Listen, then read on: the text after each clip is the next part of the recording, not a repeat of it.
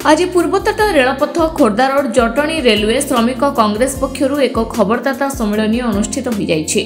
जटणी स्थित रेलवे गोली मार्केट स्थित संगठनर ओपन लाइन ब्रांच परिसर में अर्बान बैंक दुर्नीति को नहीं आयोजित खबरदाता सम्मेलन में पूर्वतट रेलपथ श्रमिक कांग्रेस साधारण संपादक रमेश साहू जोग देइथिले। एही अवसर में रमेश साहू अर्बान बैंक रे शह शह कोटी टंकार दुर्नीति होइथिबा अभियोग आनिछन्ति।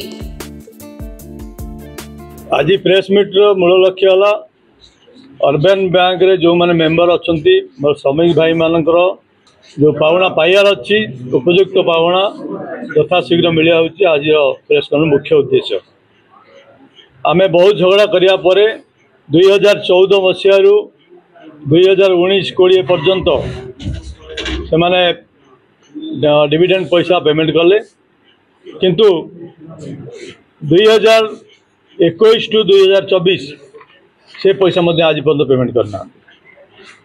आउ गोटे कथा कहूँ चाहूँगी मुझे आमको जदि 2015 मार्च रे 7 कोटी 58 लक्ष 99 हजार टंका डिविडेंड पैसा मिलियार थिला, आमको 2023 जुलाई रे मिलला।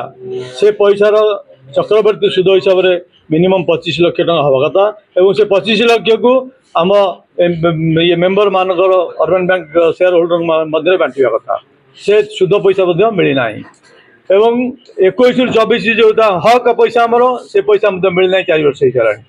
तेणु ये मानक कहीकि सुधरवा नहीं, एमाने गोटाए पर गोटाए भूल कर चलते। आमर मुख्य डिमांड है जो डायरेक्टर माने कहते जे पर्यंत इलेक्शन हेनी, जे पर्यंत नुआ बड़ी है, जे पर्यंत एजीएम न होइछि से पर्यंत आम डिविडेंड पैसा दे पारू ना। पुणी सेम बॉडी सेम डायरेक्टर को हिसाब से जुलाई 23 रे से पैसा पेमेंट कले ना इलेक्शन होइछि ना नुआ बड़ी होइछि ना एजीएम होइछि। तेणु एमानकर जो कथबार्ता से निश्चित भाव में सन्देह उपजुची एवं जहाँ भी सन्देह उपजी न था डायरेक्टर माने सेमानक अर्बन बैंक रु मेंबरशिप विड्रॉ कर नहीं जाउछन्ति। मूल कथा है सहीटा डायरेक्टर विड्रॉ कले आस्ते आस्ते आस्ते आस्ते मेंबर मानकर आस्था अर्बन बैंक तुटी गलानी।